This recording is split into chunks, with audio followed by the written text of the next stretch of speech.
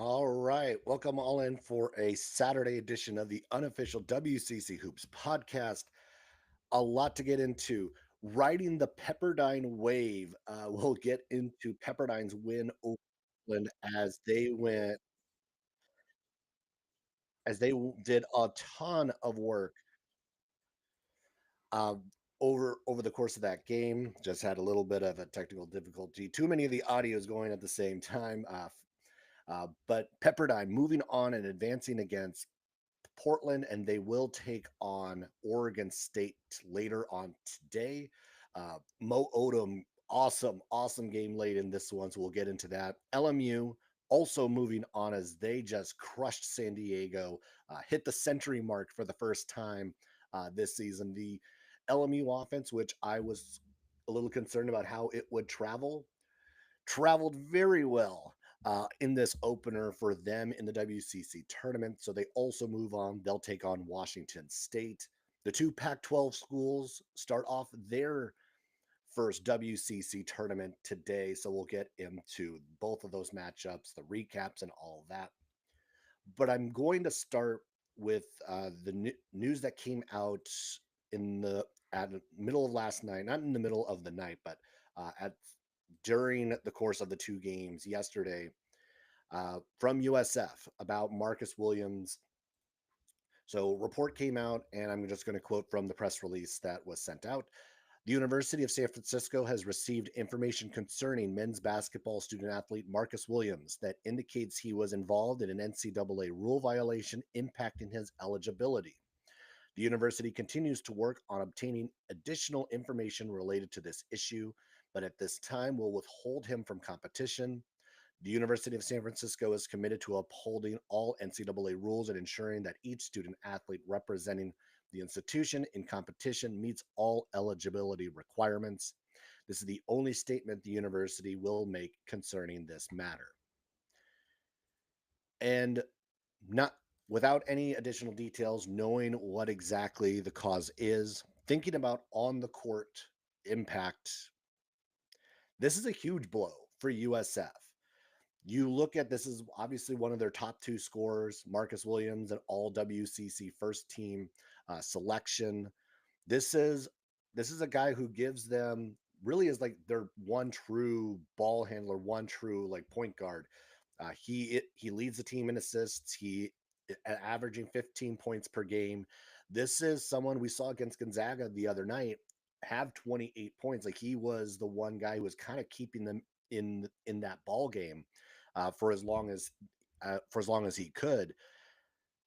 This is the type of move that obviously is going to hamper any sort of chances that they have to win the WCC tournament, let alone even maybe advance in the WCC tournament. Not having Marcus Williams for a game against, let's say it's going to be either Washington State or LMU, it really turns them into a kind of a one person show in Malik Thomas. And the Don's backcourt has been their strength all year long. And if you remove one of the two big pieces, this becomes a a very limited team, I think. Like also like just even on the defensive end, Marcus Williams is one of their better defenders on the perimeter. So that's another piece you lose. Even if USF wanted to slow this down and make it more of a defensive matchup, I'm very concerned about what this looks like going into Sunday. And then that's not even to talk about the fact that we don't know the condition of Ryan Beasley yet. Beasley got hurt in the game against Gonzaga the other night. He only played 9 minutes in that one. That that's another concern about how much availability is Ryan Beasley going to have because he would be obviously the guy you would expect to step into that role if he was available. But now if USF goes into the tournament, no Marcus Williams, no Ryan Beasley, this is a very different USF team that I think we're going to see tomorrow night than what we have seen all season long. I mean, this team has already dealt with the loss of Guido Newberry very early on in the season. And now this is a team that could also be missing its second and the third best players overall. You look at the team from what we thought about at the beginning of the year, Malik Thomas, Marcus Williams, Brian Beasley, Dweedo Newberry, you go down to Carlton Lingard, all that.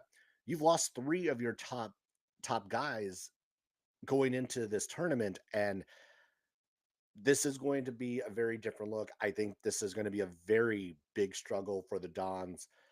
Very big uphill climb against either one, LMU or Washington State, and albeit those two teams have had their own challenges over the course of the year, but they both have enough firepower to get it done against USF, even if USF was at full strength.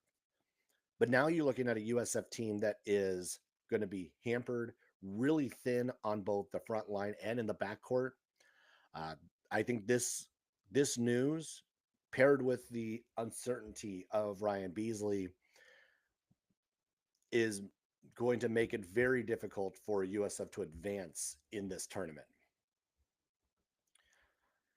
Well, that aside, there was basketball played last night, and Pepperdine was, to me, like was probably the most exciting thing that happened over the course of the two games, and it was just the way it happened. Pepperdine did win the game 86-73, but Pepperdine was down 14 with 12 minutes to go in this one, and it really did look like Portland was going to start to run away with it. It was a pretty tight game at the half, and Portland just started to separate itself, was looking like the better team, was playing well, and then it clicked for the Waves. And they scored 46 points after that 12-minute mark in the second half. Moe Odum with an incredible game, career game, 31 points, 11 assists. He was 12 for 17 from the field. Boubacar Coulibaly really has turned himself into like one of the better big men in the conference. He had 12 and 11 last night. Uh, they had a 41-28 advantage on the glass, an 18-9 advantage in second chance points. They really did all of the little things well to get them back into this game and then ran away with it. I think that's the most impressive part about it. It's not necessarily as impressive as a 14-point comeback in the second half is. They didn't won it by 13. They won this going away. Like the last couple minutes actually were almost just Pepperdine holding on to that big lead. They just blitzed the Pilots at the end of this game. I mean, and Portland was doing a lot of things well. They made 13 threes. You had Max McKinnon and Austin Rapp both had 16. Masic had 26. Like they also had a lot of things go well, but Pepperdine just rode that wave all the way to a victory. If you take a look at the ESPN prediction meter or whatnot, at one point, Portland at that stage, with 12 minutes left in the second half, Portland had a 95.1% win probability, and it just got swept all away by Pepperdine. They snapped the 5-game losing streak. The Waves did, and this is a team that has shown, again, I talked about it yesterday, has shown some promise over the course of the season. We just hadn't seen it come through. This was the first win that Pepperdine has had against Portland this year. They lost the two regular season matchups, but won this one. They're going into a matchup against Oregon State, another team that also swept the season series against Pepperdine. But the second matchup in Malibu was a tight one. It wasn't like this was one that Oregon State kind of ran away from. Now, Oregon State did have the big advantage early, but Pepperdine never went away. Ended up The Beavers ended up winning this game 84-78 just a couple weeks ago. The front court, Michael Ratai and Parsifala combined for 49. They were plus 13 rebounds. They were great in second chance points, 27-14. Dominated the paint 50-32. They did a lot of things well in that game to hold on to that game. Now it still was a tight one down to the end, and I think that's a lot to be said about how Portland has continued to get better and better as the season has gone along. And also looking at this one, there's a little bit of the concern thinking about that game for Oregon State is that Oregon State hasn't really played that well away from Gill Coliseum. They're 4-8 away from home, and does include not this does include also the games on neutral sites as well. The key for Pepperdine, I should say, is are they going to keep Oregon State from controlling the paint? Because that is what the Beavers won. They do well anyway, but they did exceptionally well against Pepperdine the last time out. Can you keep Parsifala from getting some easier baskets? Can you keep Ratai from really kind of getting wherever he wants to go? Can you keep them out the paint, which is a tough task against this Oregon State team. They played well the other night against St. Mary's and made that a tighter game than I think a lot of people thought it would be. They're playing a little bit better on the road as of late, and I think that's a good sign for Oregon State going into this game. I do think we're going to see a big night from Parsifal. This just feels like a game that is one where he can really take advantage of. Michael Ratai, I kind of expect this kind of the same strong performances that we have seen from him all year long. The challenge I think here is going to be not only how Pepperdine can control that, but can they take advantage of the front court, or can they take advantage of the back court, I should say. Moe Odum had a great night last night. Can he reproduce some of that magic in the game tonight? Stefan Todorovic, can he continue to play strong as we have seen? He didn't have a great game last night, but we have seen it over the course of the season of what this team is capable of doing and what he's capable of doing. Was one of the he was number 2 in the WCC in scoring, so we know what he's capable of. 5 for 15 last night, 1 for 8 from 3. Very uncharacteristic of what we've seen to this point. So I'd expect him to have a little bit of a bounce back in this one. Uh, Dovidas Butka he didn't have a good game either last night. He's been one of Pepperdine's more consistent scorers as of late. He was 1 for 8 from the field last night, 0 for 4 from 3. I would expect he to also have a bit of a bounce back in this one. So there's definitely some things that I'd expect Pepperdine to be better in various ways. But Moe Odum, I think, is still the key in this one because obviously he was the one who brought Pepperdine back last night.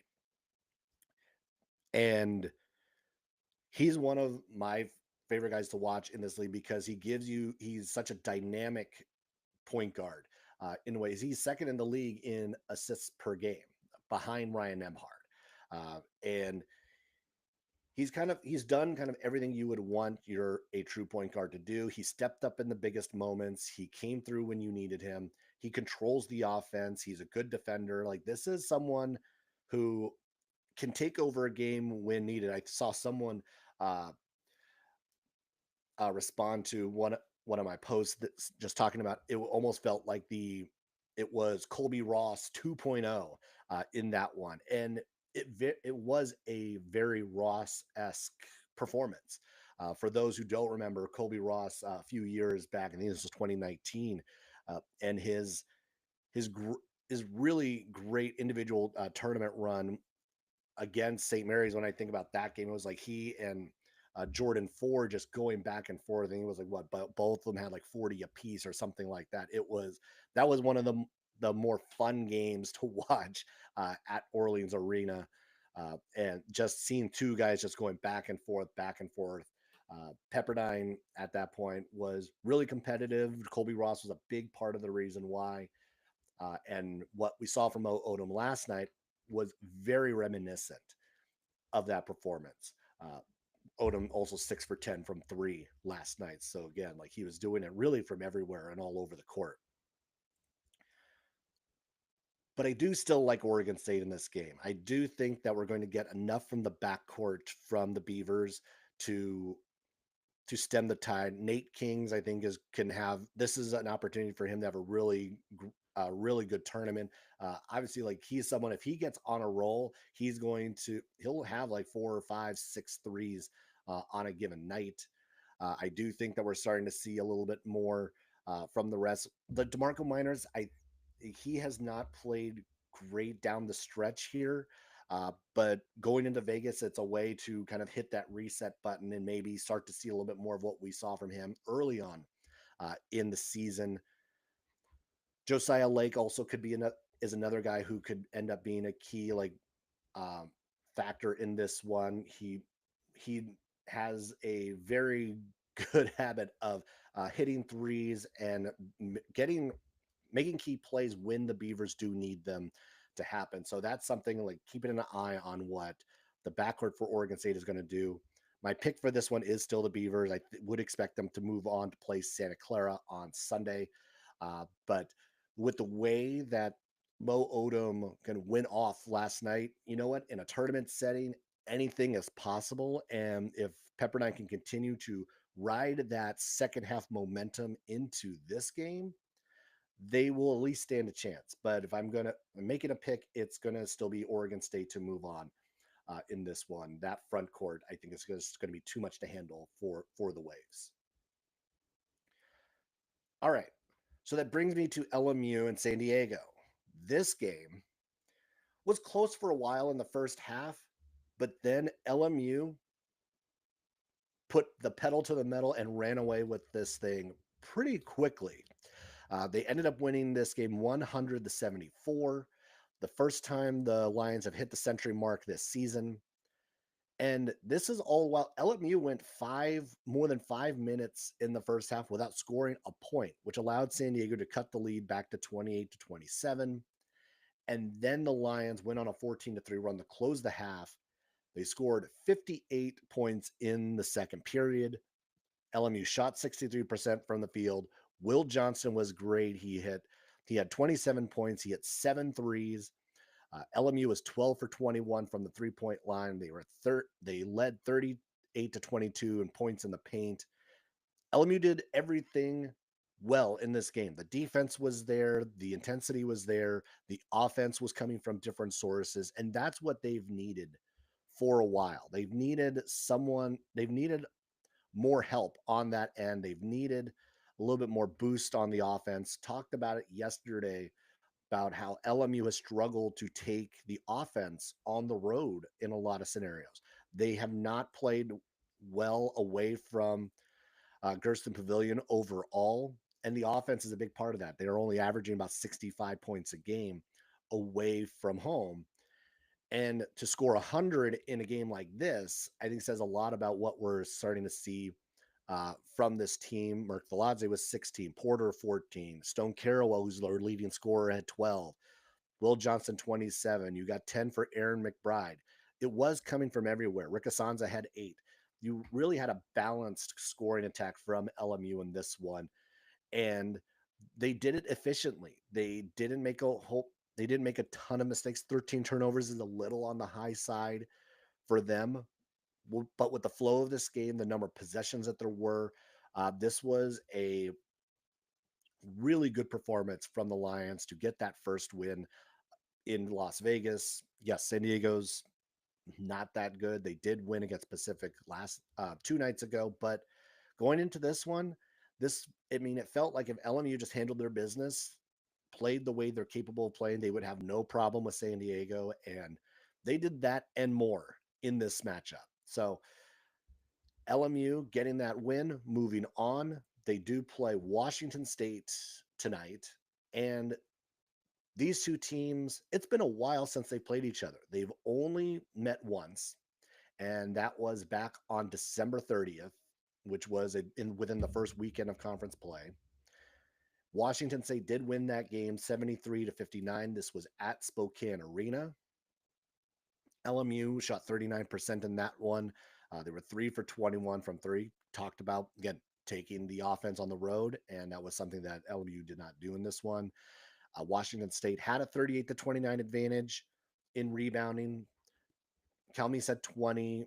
Thrasserson, probably one of his better outings of the season, at least early on, when he had 17. So you did have actually a fair amount of solid performances out of Washington State in this one.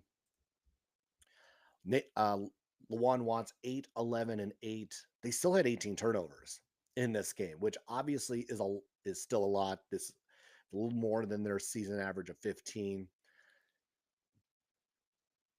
But they were able to overcome that in this one. Now, the thing is, and I think about this, Washington State is a far different team, it feels like, than the one that LMU played 2 months ago, almost 3 months ago. In that, since then, Washington State had that stretch where they lost 8 of 9 games in WCC play. They did win the last two against Pepperdine and San Diego. In that San Diego game, they had to cut. San Diego came back after being down 30 and had it within 5 with less than a minute to go and let them back into that contest because of turnovers. The Cougs have a dangerous habit of letting teams back into games. And it largely is because they get sloppy, they don't take care of the basketball. And this is how teams, even teams like San Diego, get back into this. That is something that LMU could take full advantage of. LMU does not turn the ball over all that much. They're one of the better teams in the WCC in limiting turnovers. They're also one of the better defensive teams in the league. And while Washington State has been a very, very good offensive team, I do think that there's going to be a little bit more of a challenge of Washington State taking this on the road and trying to get those wins. They haven't been very good on the road either. Talking about LMU's challenges away from home, Washington State hasn't been all that much better. This is also a team that you think about, they went into the Bay Area, they played what 4 games in the Bay Area and got swept. And honestly, did not look that good in any one of those matchups. This is a Washington State team that still has to figure it out. They're 4-7 away from home. They are 4-2 on neutral sites, which obviously is a good number for that squad. But the 4-7 is concerning. They lost at Gonzaga, fine. Lost at St. Mary's, fine. Lost at USF, lost at Santa Clara, lost at Pacific. They really struggled to get those wins away from the Palouse. And going down to Vegas, going down to the Orleans Arena, obviously is a neutral site, but the offense still needs to travel with them. And we haven't seen that really happen all that often. The offense has actually struggled mightily when they've actually visited a lot of these buildings. Like they've played well early on and then they just run out of gas. The Washington State struggles to me have been their just the fact that they're shorthanded, they're sloppy with the ball, they haven't shown that they can really do it on a consistent basis away from home. And I'm asking Washington State to do a lot of things well in this game to be able to overcome an LMU team, which is probably feeling pretty confident going into this morning, going into today. An LMU squad that scored 100 points. Yes, it was San Diego, but hey, it's a 26-point win in a tournament setting, and they got to rest some of their starters toward the end of this game. So they might have a little bit of extra energy, a little bit of that extra oomph against a team that is going to be coming in, hasn't played in a while, and is at least having a little bit more confidence the fact that they're coming into the tournament with 2 wins rather than 8 of 9 losses. So getting the win against San Diego, getting the win against Pepperdine, at the very least, has maybe calmed the full panic mode for Washington State. But that said, I think this game is going to be determined on ball control, and this is something that LMU does far better than Washington State.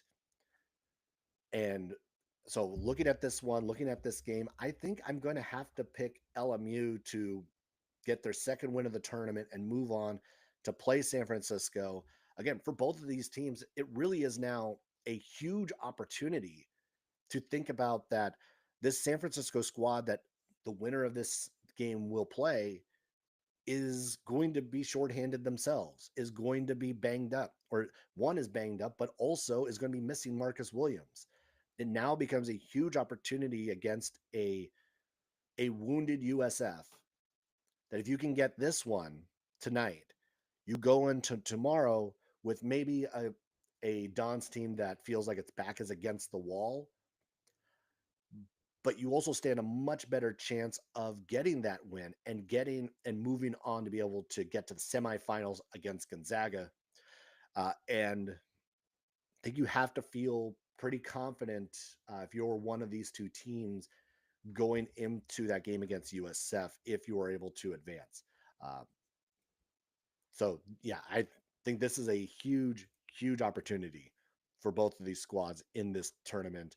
Uh, the unexpected notes about what happens in these tournaments and what could, and everything else. Like USF lost Ryan Beasley last year in this tournament, and that was I not necessarily I think it would have mattered in a win loss scenario, but I think it was enough that it impacted how their final game went. Not having Ryan Beasley last year really hurt them, and they could be without him again. They're going to be without Marcus Williams. USF this year going to the tournament, like it honestly, I mean, I think a lot of people felt pretty confident about USF going in. If they had Marcus Williams, if they had Ryan Beasley, it's like, okay, they lost against Gonzaga the other night. Fine, it happens. But they are set up at least somewhat well, or at least they were set up well to do some damage in the WCC tournament. And now it really just looks like USF going to have is going to be struggling and they're going to have their backs against the wall. And I think even getting one win now is going to be an uphill battle for USF. Now that said, we do still obviously we have the two games tonight. We have Oregon State and Pepperdine. That one will be. Let me take a look at the schedule here. I just had it pulled up for tonight. That it's going to be a lot of fun in that building again. Like you're looking at two very different scenarios. I mean, Pepperdine is the underdog. They very much like probably think that they're playing with house money right now, and that is going to be a matchup that is just going to be a whole lot of fun. That one's at 6 on ESPN Plus. LMU Washington State will follow. That's the nightcap. These games not ending until 11:30 or so. Had to reset my clock, our body clock last night to try to stay up for LMU and San Diego because the Vegas tournament is schedule just is a little bit wackier. We have later starts, and honestly, always that 2.5 hour or that half hour break between the first game and the second game. That second game never starts at 8:30. That is going to be closer to a 9 o'clock start almost every single time. So reset those body clocks to make sure you're watching that one because that LMU Washington State is going to be a lot of fun to see later on tonight.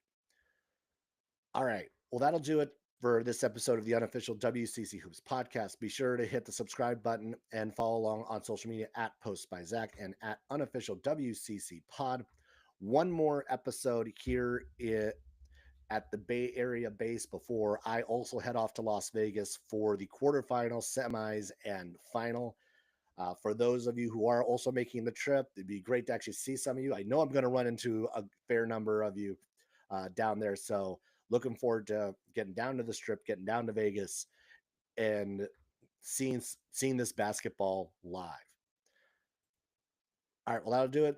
Thanks a lot for watching, everybody, and I will catch you in Vegas in just a day or so.